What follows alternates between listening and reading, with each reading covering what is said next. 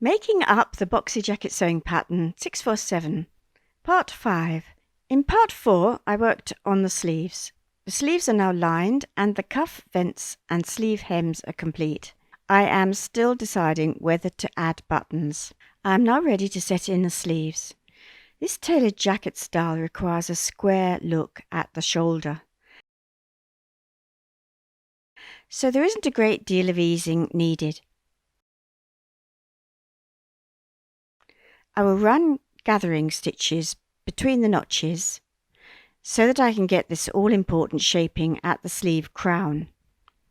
I will use steam to shrink the fullness away. So 2 rows of gathering, loosen tension, lengthen stitch and machine from the right side for pulling up from the wrong side.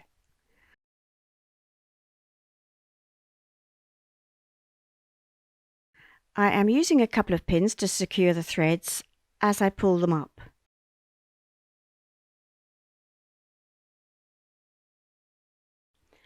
I am just going to pull up a little bit.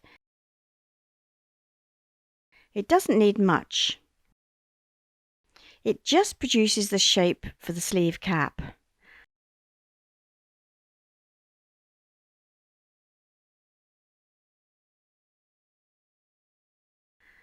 I have pulled up enough, I think. So I'm securing the threads around the pins.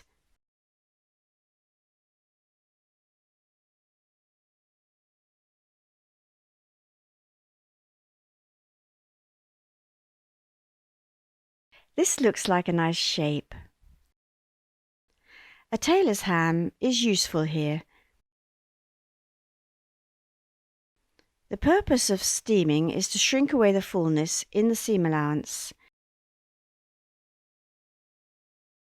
This makes setting in the sleeves so much easier. Using natural wool is to my advantage here, as man-made don't shrink. I'm just removing the fluting here. So using a damp cloth, I'm just shrinking the seam allowance a little. This will make all the difference when I set the sleeve into the armhole.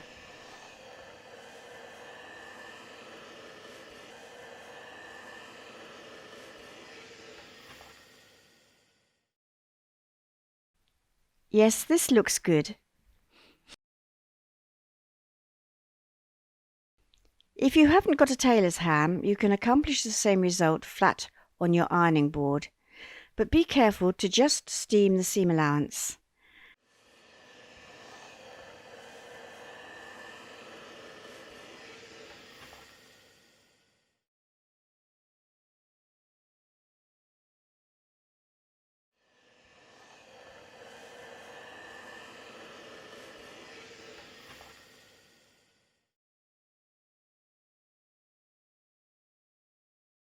You can clearly see the nice shape of the sleeve cap.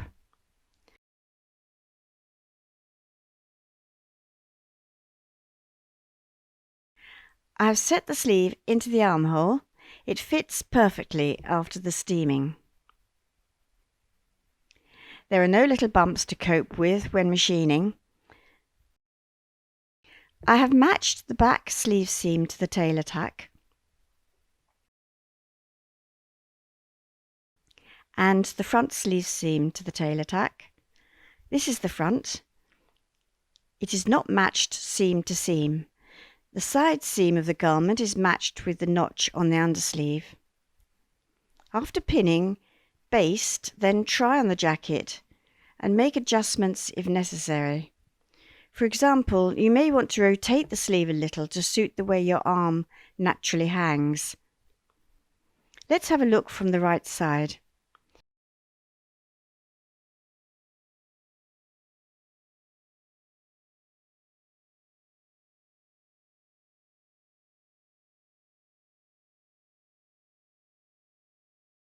Even though it is only pinned, you can see the sleeve has a very nice line. It is going to be perfect.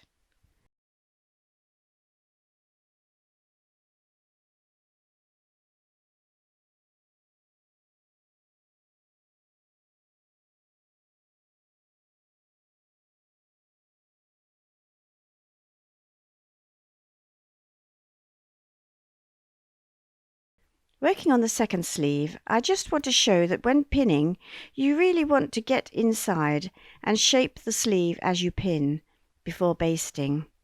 You're working in 3 dimensions. You don't want to work on the flat. Hold the garment up and visualize how it will look.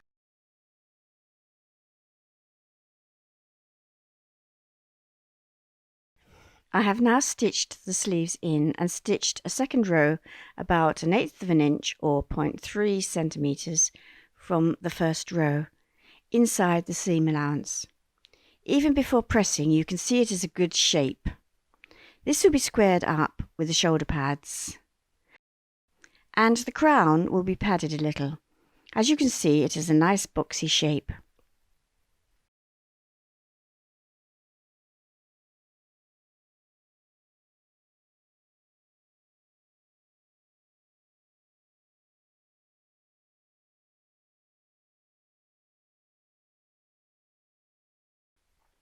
When it comes to shoulder pads, I have made a simple pair myself, and I will cover that in another video.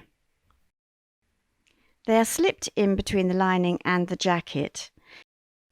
You attach them at this point to the shoulder seam, close to the neck edge, and here at the shoulder point, and also loosely stitch at these points where they meet the armhole seam.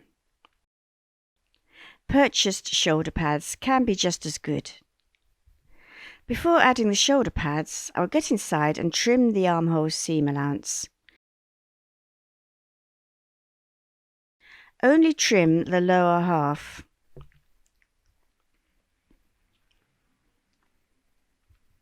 The seam allowance at the top of the armhole is pressed towards the sleeve, but only press lightly.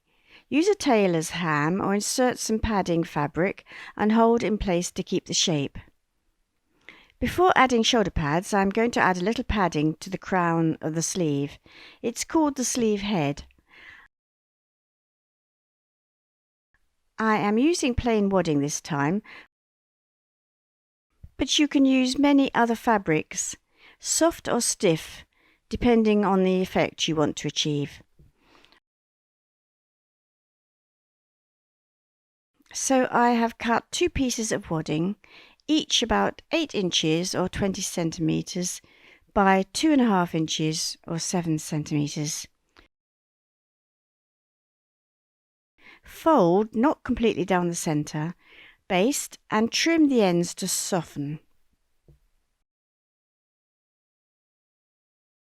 The sleeve head is positioned at the top of the crown.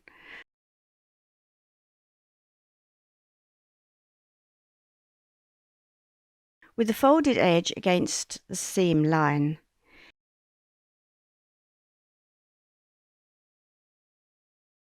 It is placed a little more towards the back.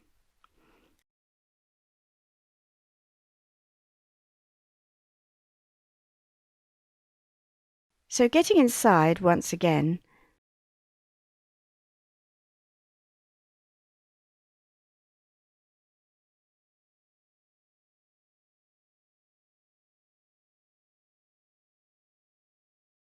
this is the back and this is the front. I'm going to align the fold with the armhole stitching line. I'm placing it a little more towards the back, say 5 inches or 12 centimeters, and less at the front. When that is turned through, the result is some soft padding of the sleeve crown. This will make all the difference to our boxy look jacket.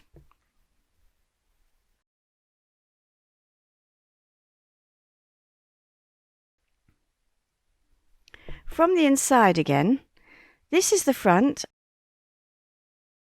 and this is the back centre seam. I have hand stitched the sleeve head to the seam allowance at the seam line.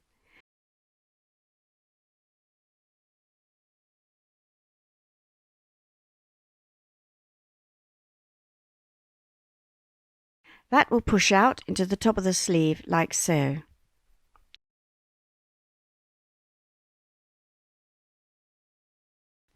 Now to the shoulder pad placement.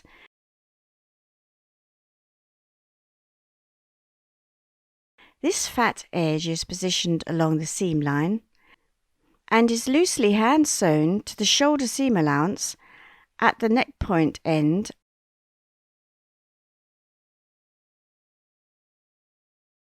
and at the shoulder point, and sewn very loosely at these 2 points so that the pad doesn't distort the armhole. Position the pad a little more towards the back. It is essential that you baste in place first and try on your jacket to check the overall look. I think you will be pleased with the cut of this jacket. A nice square shoulder line without looking too big.